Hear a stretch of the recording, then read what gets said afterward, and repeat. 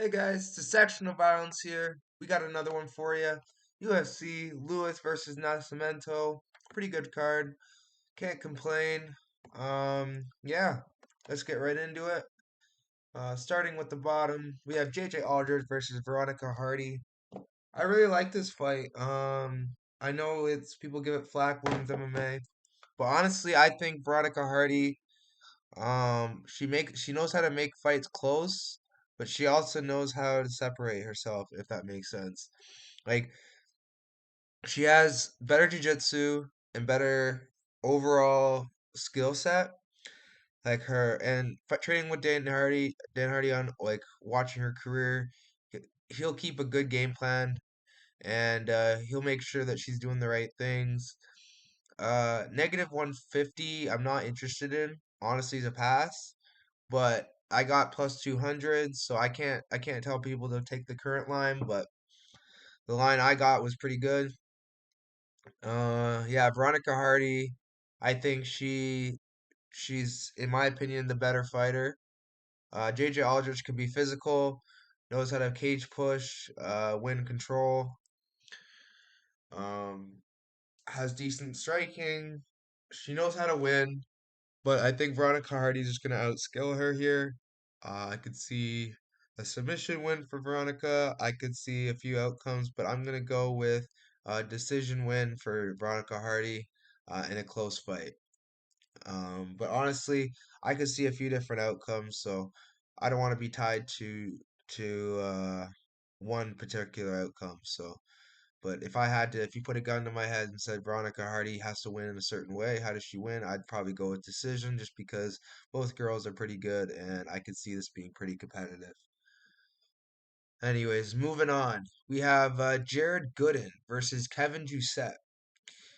Interesting fight. Um, yeah, I think Kevin Jousset has talent. The problem is his chin is very suspect. It's hittable, very hittable. He has a decent striking style. Um, Training out of city kickboxing, you think he'd have some decent striking. A lot of the guys over there aren't the greatest, other than Izzy, and Dan Hooker's good, Kai France is good, but um, they have a few guys. I want to think Kevin Jousset is one of them, but he just strikes me as a flake. There's a few fights in his career which I just can't remember off by heart, but I remember watching it thinking, man, like this guy is gonna be a fade one day. He was back in a internal. I just can't remember the fight.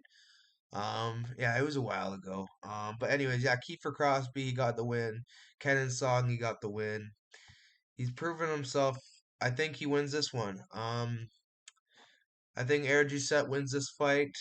Uh, I think he wins this by TKO or submission. Um, Honestly, I really think he has what it takes to win this fight. Obviously, Gooden's a veteran. He could come out and TKO him, but I don't think Jousset is going to let that happen. I think Jousset will keep it tight and just do what Wellington Turman failed to do. Um, we'll see what happens. Could Jousset tag him and shut off his lights? Yeah, but that's a real possibility. But I just don't see it happening. I think Jared Gooden is pretty bad, and he's just a situational fighter. Like he'll take what's given to him. He's not gonna out here gonna shoot a takedown. Even if he's hurt, he'll rather go out on his shield. But when he's defensively grappling, he can't be successful. I just don't think he will be out grappling Kevin Jousset. I actually think Jousset's grappling is pretty good. Um, Man, this is one of those fights where you don't want to have too much on, but it's supposed to be like a fight that you do have a lot on. It's a weird one. I'm gonna go with Jousset here, inside the distance, but honestly, I could see an upset. So be careful with this fight. But yeah, moving on, we have ooh, Jake Hadley versus Charles Johnson. So honestly, with this fight, I really like Charles Johnson. I think he has what it takes to win this fight. I'm going to be taking Charles Johnson, but I'm not confident. The reason I'm taking Charles Johnson is purely because this is in St. Louis, and I expect him to fight with a little more sense of urgency, knowing the skill that Jake Hadley presents. Jake Hadley has decent striking, but I see him only being successful for a round or two, and if he does win in the first few rounds, I could see that winning the first few rounds to win a decision 29-28. Could definitely see that, but I'm gonna go with Charles Johnson. Taking over round two, round three, winning his own 29-28. I feel like the crowd will be going nuts for him. Um, I don't know. I feel like this is gonna be a fight that is definitely gonna go to a decision, maybe a late finish for Johnson, but honestly, I really like Johnson here. I just really worry about his jiu-jitsu because he does get caught up in jiu-jitsu. I don't worry about him getting subbed. I worry about him getting caught up in jiu-jitsu situations like back control. Get caught on bottom in and you just smothering him with that with oh my God. I'm trying to think of the terminology with a ollie. I can't think of it. I can't think of it off by heart right now. But yeah, he's just covering them, using his shoulder to really drive his face into the ground. I can see that, but I just think Charles Johnson's too squirmy. I think he's going to be too much for Mr. Hadley, and I can see this going to a decision.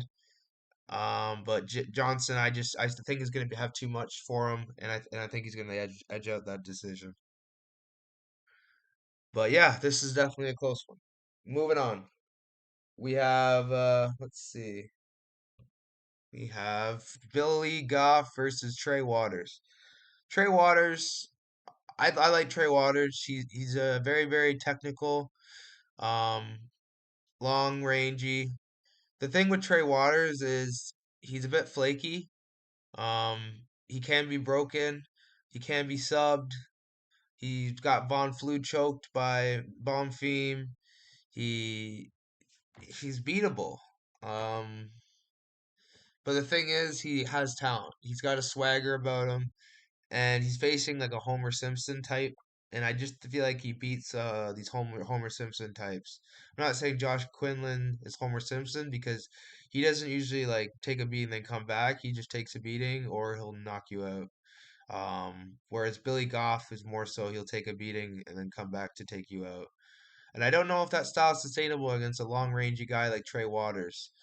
So right now I lean Trey Waters, but it's a really controversial pick because if he doesn't look good in the round one, I can live bet Billy Goff because I don't see how he doesn't win round one, but then I can see Billy Goff's pace and pressure getting to him. But we'll see. I This is a fight that I'm just more interested in watching in live betting than touching free. I just think this is a pretty close fight, and Trey Waters should have the length advantage, and the he just knows how to use his range. And he has pretty good head movement. Um, but the thing is, can he deal with the grappling? Can he deal with the physicality and the pressure of Billy Goff? This guy is relentless, and he's pretty tough as well. So I'm excited for this one for sure. Gonna be a good fight. Uh, yeah. Moving on, we have Tabitha Ricci versus Tisha Torres. Tisha Torres, definitely somebody you want to watch out for um, while she's active. But the problem is she's not been active. She's been taking time off with her maternity leave. And this is a pretty tough fight to come back to. Uh, Tabitha Ricci, say what you want about it. She's, mainly for look. She's not here for the title. You can say that, but honestly, the girl, she's athletic. She's got great jiu-jitsu, and she knows how to find ways to win. Like she has decent hands, especially with her boyfriend being a boxer. She has Probably been working away hard on her boxing. I think she has what it takes to win this fight. And just purely because Torres is coming back from a pregnancy, I'm picking Ricci. I'm not confident for that reason because if this wasn't a pregnancy and this was just Torres regularly, I would probably take Torres because Torres has good takedown defense and really good striking. Not really good striking, but good enough striking to beat Ricci. So this one's a tricky one, but I just think that Ricci has been more active. Um, I don't think she'll use her grappling because Torres is very physical, but I just think Ricci has what it takes to win this fight. With her hands, her movement. But this is a close fight. Pass spot for me. Complete pass spot. I want nothing to do with it. This is like another Jermaine Durandamine situation where Jermaine should be the better fighter, but she's coming back from a pregnancy. I don't know how this is gonna, I don't know how this is gonna turn out. We'll see. But yeah, I have my predictions Tabitha just off that pure reason. But yeah, moving on. We have Terrence McKinney versus Esteban Ribovics. Esteban Ribovics. This guy is one cold, calculated man. He likes to rip the body. He likes to, stay calm, let you wear yourself out, and then just find the kill shot. He goes body low. He goes body head pretty well. I think he can do that with Terrence McKinney because he gets very tired after round one. Round one is going to be hell for Ribovics. I predict kind of like a Drew Dober-esque performance where he got hurt early and he survives. He could even get KO'd early. I wouldn't be put it past McKinney. He's a very dangerous man. But I just think Ribovics is very tough and he knows how to stay calm in dangerous situations. I think that's going to freak McKinney out, and we're going to see a late round one or round two TKO for Esteban Ribovics. I just think Terrence McKinney is so flaky. He's very talented and he's dangerous in round one, but he can't trust him with that cardio. And some of his losses, you just can't trust him, man. Like it's this guy is the epitome of uh, like round one or bust. And honestly, he's must see TV. So this is going to be probably one of the fights of the night for me, like to watch out for. I'm pumped for this one. I think Esteban wins though. I think he's going to be too calm, too composed, and too dangerous body and head. And I think Terrence McKinney is going to get overwhelmed and break in round one or two, late round one or two. But yeah, moving on from this one, we have Chase Hooper versus Slava Claus, Vyacheslav Borshchev. I just like Borshchev, man. I don't think Hooper is at the level of Borshchev as far as the striking goes, like nowhere even near. I think Borshchev's gonna chew him apart on the feet. I think he's gonna rip the body. I think he's gonna TKO him. I think Hooper's not physical enough to get Borshchev down, and when he's down, I don't think he's gonna be able to deal with Borshchev's get ups. Borshchev knows what to do. He's trained with good guys at Team Alpha Male. He's a striking coach there. He's got that good training in with his grappling. I just think Slava Klotz is going to put a beating on this young man. Hooper can do good clinch work off the cage, but I just think Slava Klotz has experienced much more dangerous competition in oh my God, why am I blanking on his name? Uh, Sadikov. Sadikov's a better grappler than Hooper. Not like for jiu-jitsu, but like for MMA. He dealt with that, and that was more a dangerous style for him. Um, Mike Davis was a dangerous style for him. He survived him. Um, he beat Dakota Bush, who is again just a grappler, but these are just people that he has beaten. Kelly St. Louis. Like, these are very physical guys. Um, he took William Starks to a split. Like these are good experienced grapplers, and I just think Hooper, unless he randomly catches him in the sub, I just don't think he's gonna win this fight. Sub or bust for Hooper, and I just think Vyacheslav Borshchev takes this fight. I think he TKOs Hooper in the second. We'll see though. This is gonna be a controversial, not controversial pick, but it's going to be a controversial, I'd say, lock of the card because This is probably one of the ones I'm most confident in. I just don't think Hooper has what it takes at the higher levels, and Vyacheslav Borshchev's ceiling's a little bit higher, in my opinion. We'll see though. Moving on, we got Robelas Despeigne versus Waldo Cortez Acosta. Now everyone, and I mean everyone, is on Robelas Despeigne. I get it. This guy is an absolute monster. But you cannot tell me he has faced anyone good yet. Um, like honestly. And this would be his hardest opponent to date. The best opponent he's faced was Miles Banks, and his defense was always trash. He's a great hammer, but his nail he leaves himself way too open. That KO was coming from a mile away. You're fighting now Waldo Acrostas Jr., who stays relatively safe. I mean, his chin is out there, but he doesn't put himself in too much danger. And you're telling me you're just gonna press him like that? I think he can. I think he can get an early KO and continue the streak. And I think that's how you want to play it: early round one KO, round one KO, and depending on the odds. And then if you can, after round one, you notice the Taekwondo man starting to get tired, starting not to look great. Just start hammering Acosta because frankly, heavyweight's too volatile to trust them pre-flop, and obviously just ride the trend, continue doing what he's doing. But I wouldn't bet him money line here. I feel like that's a trap. Unless you're really that confident that he's going to get him out of there early, because honestly, that's his only path to victory. This guy's style isn't very sustainable, and if it is, we haven't seen it. So he hasn't proved to me that he can handle a guy like Acosta in the later rounds, and for that reason, I will be taking Wald. No, I will be taking Rebel to Spain round one, but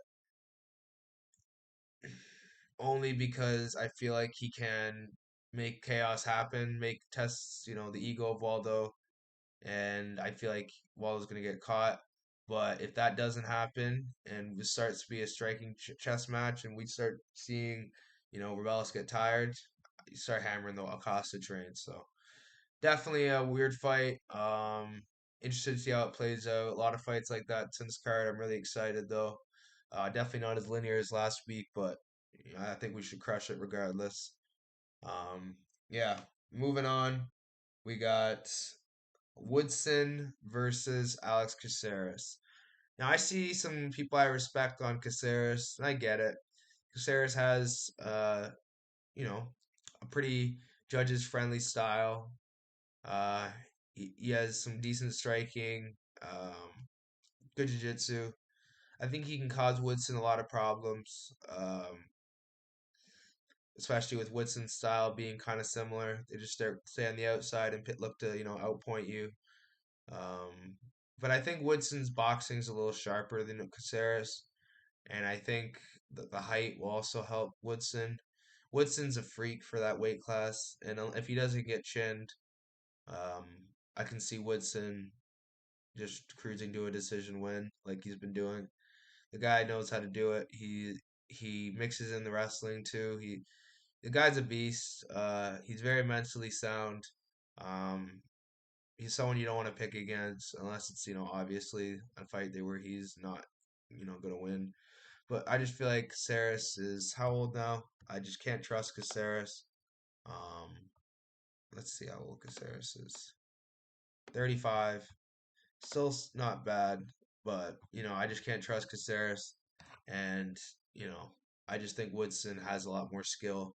He's pretty sharp on the feet with his hands, and I think he's gonna just outwork Caceres to a decision win. So we'll see how this plays out, but I'm gonna go with Sean Woodson here by decision.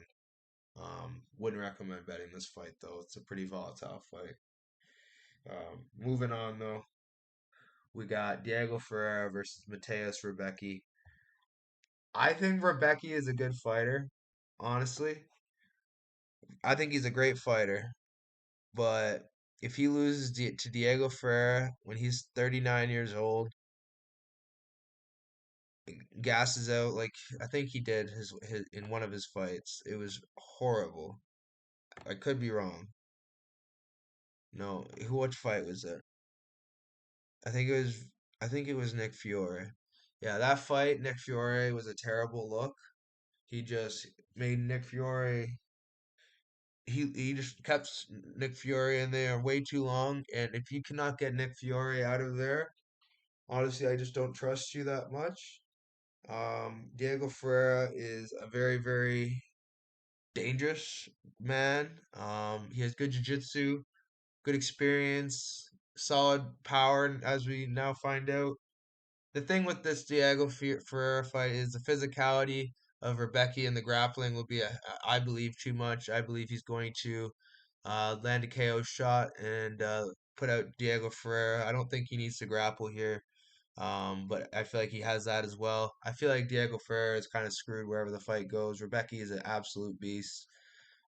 He's shown being human at times in that Nick Fiore fight, but he hasn't really looked like that since. He beat Loic Radzhabov pretty dominantly, who's very good. He beat Roosevelt Roberts, who isn't very great, but he beat him soundly. And I just think these guys are real deal. So, if unless Diego Ferreira, fraud checks him, I don't think this is a loss for Rebecki. I think Rebecki wins this fight and wins emphatically. Yeah, I don't see any other way for this fight. Moving on, we got let's see, Alonzo Menifield versus Carlos Ulberg. Carlos Ulberg, the guy, the guy knows how to fight. He's very talented, knows how to keep the range he likes, snipe. He's powerful, KO artist. He's shown some decent grappling. So is Alonzo Menifield, though.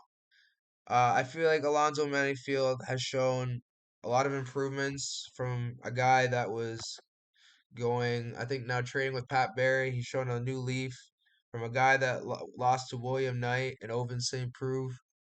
Has shown a lot of, positives. He's a KO artist, some nasty ground and pound. Some nasty chokes, front chokes. Definitely someone you got to watch out for. I think he's an underdog. You definitely got to watch out for. He hits hard. He can steal decisions. The thing about this fight is I feel like he's a little bit too predictable, and Ulberg thrives on fighters like this. I feel like Ulberg's going to snipe him from range. I feel like Ulberg is going to KO him. If not, this is going to be a very dicey fight, potentially going to Alonzo. At this price, I would honestly take Alonzo because I would have it lined a little more close. But I can't honestly touch this fight. This is just too volatile of a fight.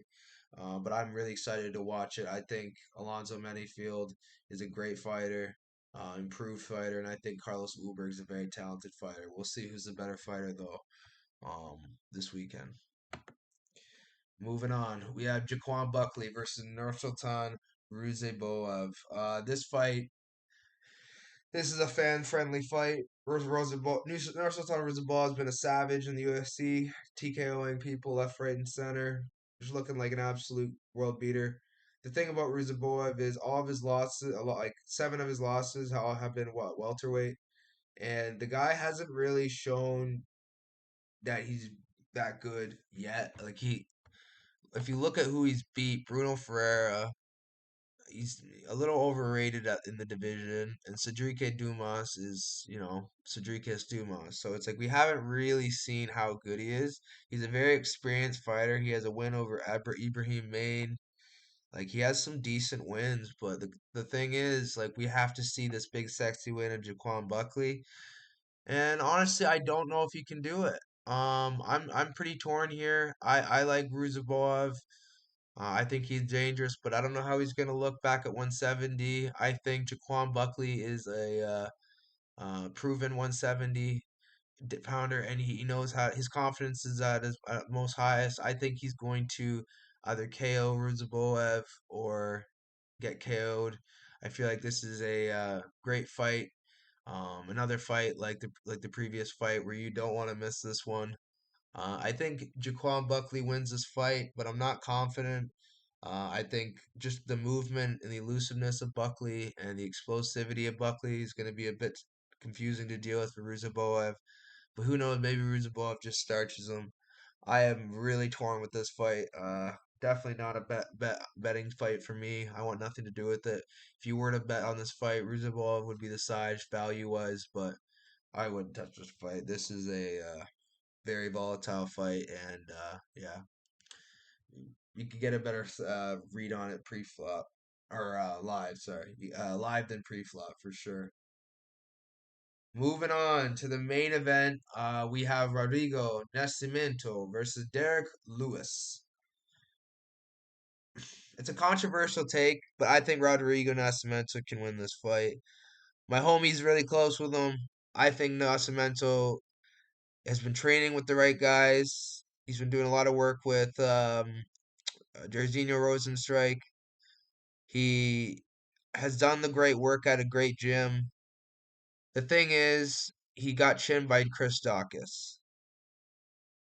Now, at the price it is now, plus 110, plus 120, I wouldn't really play it, but I wouldn't be against it. The thing is, Derek Lewis in the heavyweight division and anyone in the top 20, I don't feel like he should be too big of a favorite against really anyone other than the bums. And I don't think Nascimento's a bum. I think he has grappling upside. I think he has a decent enough boxing game and clinch game. I think the problem is the atomic bomb of Lewis with his power. I think he could KO Nascimento for sure. But you can't pick a guy strictly for KO potential unless that's. I mean, you can here, but I just don't want to. I'm going to go with Rodrigo Nascimento here, pulling an upset. I'm going to look either really smart or really stupid here, no in between, and I'm prepared for both. Um, yeah, man. This is a really, really interesting one for me. I got to go with Rodrigo Nascimento, though. Winning by decision or TKO. We'll see, though. If I can give you guys now my top five picks, let me give you guys my number one pick would be Esteban Ribovics. Number two would be Rebecki. Actually, no. Number one, Rebecki. Number two, Ribovics. Number three, Jousset. Number four, Borshchev. And number five, Woodson. Alrighty, guys. Like, subscribe. You know the drill. And I'll catch you in the next one, guys. Love ya.